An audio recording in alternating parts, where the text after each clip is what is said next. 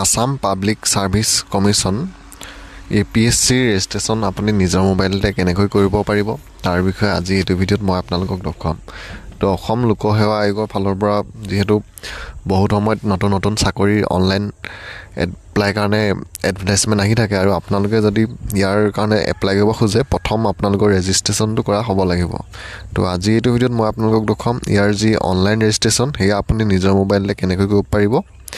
তো ইয়াৰ কাৰণে প্ৰথম আসাম পাব্লিক সাৰ্ভিচ কমিশ্যনৰ যোনটো অফিচিয়েল ৱেবছাইট আছে সেই ৱেবছাইটটোলৈ আপোনালোক আহিব লাগিব আৰু সেই ৱেবছাইটটোত অহাৰ পিছত আপোনালোকৰ সন্মুখত এনেদৰে আহিব। তো অলপ তললৈ যাব, তললৈ গ'লে এটা অপশ্যন পাব আপোনালোকে লগ ইন ৰেজিষ্টাৰ। ইয়াত যোনটো ৰেজিষ্টাৰ অপশ্যন আছে আপোনালোকে ৰেজিষ্টাৰত ক্লিক কৰিব আৰু ৰেজিষ্টাৰত ক্লিক কৰাৰ লগে লগে আসাম পাব্লিক সাৰ্ভিচ কমিশ্যনৰ যোনখন আপোনালোকৰ ৰেজিষ্ট্ৰেশ্যন ফৰ্ম সেই ফৰ্মখন আপোনালোকৰ সন্মুখত এনেদৰে আহি যাব। ক্ৰিয়েট এন একাউণ্ট বুলি দেখিব।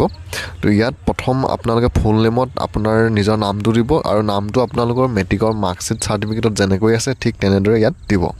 তাৰপিছত ছেকেণ্ডত আপোনাৰ দিব লাগিব দেউতাৰ নামটো, তাৰপিছত আপোনাৰ মা নামটো, তাৰপিছত আপোনাৰ যোনটো জেণ্ডাৰ হয় জেণ্ডাৰটো ছিলেক্ট কৰিব, তাৰপিছত আপোনাৰ ইমেইল এড্ৰেছটো দিব ইয়াত শুদ্ধকৈ, তাৰপিছত মোবাইল নাম্বাৰটো দিব আৰু মোবাইল নাম্বাৰটোত আপোনালোকে দিয়াৰ পিছত আপোনাৰ মোবাইলটোত এটা OTP যাব। তো মোবাইল নাম্বাৰটো দিব, তাৰপৰা আপোনাৰ যোনটো ডেট অফ বাৰ্থ হয় ডেট অফ বাৰ্থটো ইয়াত কাষতে থকা কেলেণ্ডাৰখনত ছিলেক্ট কৰি আপোনালোকে ডেট অফ বাৰ্থটো দিব। তাৰপিছত আপোনালোকে ইয়াত সুধিছে is permanent resident of Assam, ইয়াত আপোনালোকে ইয়েছত ক্লিক কৰিব। তাৰপিছত আপোনাৰ যোনটো কাষ্ট হয় কাষ্টটো ইয়াত ছিলেক্ট কৰি দিব কোনটো কাষ্ট হয়। তাৰপিছত ইয়াত ডিচেবিলিটি যদি হয় ইয়েছ দিব, নহ'লে ইয়াত নোট দিব। পাৰ্মানেণ্ট এড্ৰেছত আপোনাৰ গাঁওখনৰ নাম, পোষ্ট অফিচ, পিনক'ড এই গোটেইকেইটা দিব। তাৰপিছত ষ্টেটটো দিয়াই থাকে আপোনালোকে, ডিষ্ট্ৰিক্টটো আপোনালোকে ইয়াত দিব লাগিব। আপোনাৰ ডিষ্ট্ৰিক্টটো ইয়াত ছিলেক্ট কৰি দিব, তাৰপিছত পিনক'ডটো দিব। তাৰপিছত আপোনাৰ যোনটো পাছপৰ্টত আপোনালোকে ইয়াত যোনটো পাছপৰ্টেই দিয়ে সেই পাছপৰ্টটো খালি আপোনালোকে মনত ৰখাকৈ দিব। পিছত আপোনালোকে লগ ইন কৰোঁতে এই পাছপৰ্টটো দিবলগীয়া হ'ব। তো আপোনালোকে পাছপৰ্ট আৰু কনফাৰ্ম পাছপৰ্টত একেটা পাছপৰ্টকে দিব দুইটা। তাৰপিছত এই সকলোবিলাক দি হোৱাৰ পিছত তলত যোনটো কেপচাৰ আহিছে সেই কেপচাৰটো দি আপোনালোকে জেনেৰেট OTPত ক্লিক কৰিব আৰু যেতিয়াই আপুনি জেনেৰেট OTPত ক্লিক কৰিব আপুনি যোনটো মোবাইল নাম্বাৰ দিছিলে সেই মোবাইল নাম্বাৰটোত এটা OTP যাব আৰু OTPটো দিয়াৰ লগে লগে আপোনাৰ ৰেজিষ্টাৰটো সম্পূৰ্ণ হৈ যাব। তো মই মোৰ ইয়াত জেনেৰেট OTPত ক্লিক কৰিছোঁ।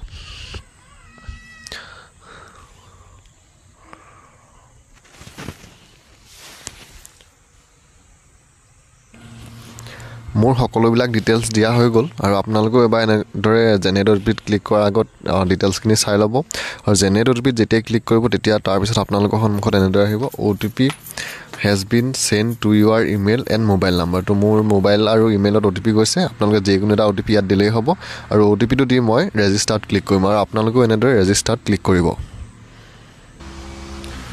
ৰেজিষ্টাৰত ক্লিক কৰাৰ লগে লগে আপোনাৰ ৰেজিষ্টাৰ্ড ছাকচেছফুল বুলি এটা আপোনালোকে ইয়াতে দেখিবলৈ পাব। তাৰপিছত আপোনালোকে ইয়াত চাইন ইন টু ইউৰ একাউণ্টৰ যোনটো অপশ্যন আছে ইয়ালৈ গুচি আহিব আৰু ইয়াত আপোনাৰ মোবাইল নাম্বাৰ আৰু পাছপৰ্ট আৰু কেপচাৰটো দি লগ ইনত ক্লিক কৰিব আৰু লগ ইনত ক্লিক কৰাৰ লগে লগে পিছত আপোনালোকৰ যোনটো আসাম পাব্লিক সাৰ্ভিচ কমিশ্যনৰ যোনটো আপোনালোকৰ ৰেজিষ্টাৰ হয় সেই ৰেজিষ্টাৰটো ইয়াত সম্পূৰ্ণ হৈ যাব। দেখিছে মোৰ ইয়াত APSC যোনটো প্ৰফাইল হয় সেই